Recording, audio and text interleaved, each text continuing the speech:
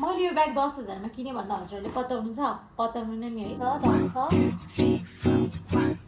यो पनि मलाई 그래 너 요새 너 조금 이상해졌어 자꾸만 시도 때도 없이 시무룩하 Hi guys, this is Arati. Welcome back to my YouTube channel. So आजको भिडियोमा चाहिँ I'm doing haul अनि म चाहिँ अहिले काठमाडौँ थिएँ like 1 to 2 months को लागि अनि now I'm finally going back to my hometown अनि केही जति स्पेन्ड गरेको थिएँ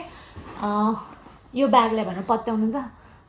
नि हैन तर यो ब्याग भित्र भएको सामानहरुलाई चाहिँ मैले 10k स्पेन्ड गरेको छु सो लेट्स सी सो फर्स्टमा चाहिँ मेरो यो टप छ You can see it is hot pink मा छ यो अनि लास्ट राम्रो छ कपडा पनि राम्रो छ अनि यो चाहिँ मैले लोकल स्टोरबाटै लिएको हो अनि मलाई इट कस्ट मी अराउन्ड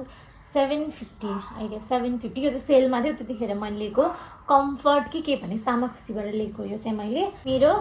के भन्छ यसलाई चाहिँ यस्तो यो लिनेनको सुरुवाल हुन्छ नि यो अनि यो पनि मलाई एकदमै मन परेको छ कलर मन परेको छ अनि नेपालगञ्जको गर्मीमा लाउन एकदमै पर्फेक्ट हुन्छ त्यही भएर मैले लिएको थिएँ अनि यो चाहिँ मलाई जम्मा 500 रुपैयाँ परेको थियो जम्मा 500 यो मेरो क्युट पर्स छ यो चाहिँ यस्तो मलाई खासै यो चाहिएको थिएन तर मैले पिङ्क कलर भएर मात्र लिएको पिङ्क कलर भएर अनि यो चाहिँ cute you can see cute purse अनि यो पनि मैले यो अहिले लगाएको पनि यो ब्याकलेस छ यो पनि मैले 500 मा मिलेको यो दुईटा सँगै यो र यो सँगै लिएको 500 मा it is also very cute top next one is this but यसलाई के भन्छ बोतलले भनौँ न है भ्याक्युम बोतल यसमा चाहिँ त्यो हट एन्ड कोल्ड वाला बोतल हो अनि यो चाहिँ 1 लिटरको छ हैन तर यो यसको प्राइस चाहिँ मैले बिर्सेँ अराउन्ड 700 800 नै हो यसको प्राइस पनि अर्को भनेको चाहिँ सबैभन्दा स्पेशल यो चाहिँ सेरामिकको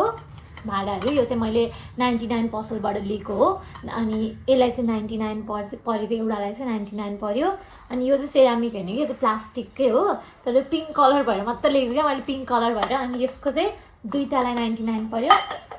अनि यो चाहिँ एउटालाई 99 पर्यो यो चाहिँ व्हाइट कलरको बल छ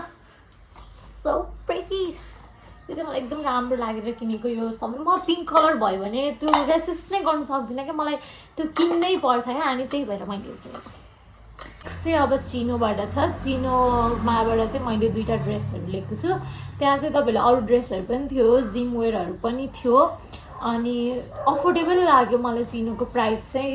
त्यहाँको स्टाफहरू पनि राम्रो हुनुहुन्थ्यो तर मैले कता रिभ्यू चाहिँ कस्तो नराम्रो सुनेको थिएँ क्या चिनोको तर म चाहिँ सामा खुसीको ब्रान्चमा गएको थिएँ अनि त्यहाँको स्टाफहरू पनि एकदमै स्विट एकदम राम्रो हुनुहुन्थ्यो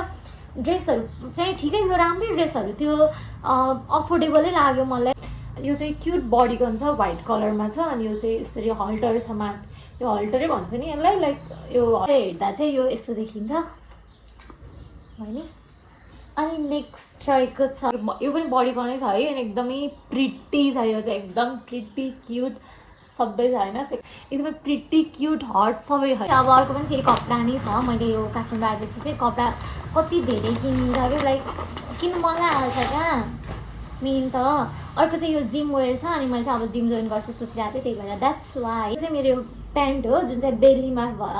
बेली काइन्ड अफमा छ यो चाहिँ जिम वेयरको लागि हो अनि इट इज भेरी क्युट अनि यो चाहिँ हाइकिङहरू जाँदा पनि लाउँदा राम्रो देख्छ नेक्स्ट भनेको चाहिँ लुलु ज्याकेट छ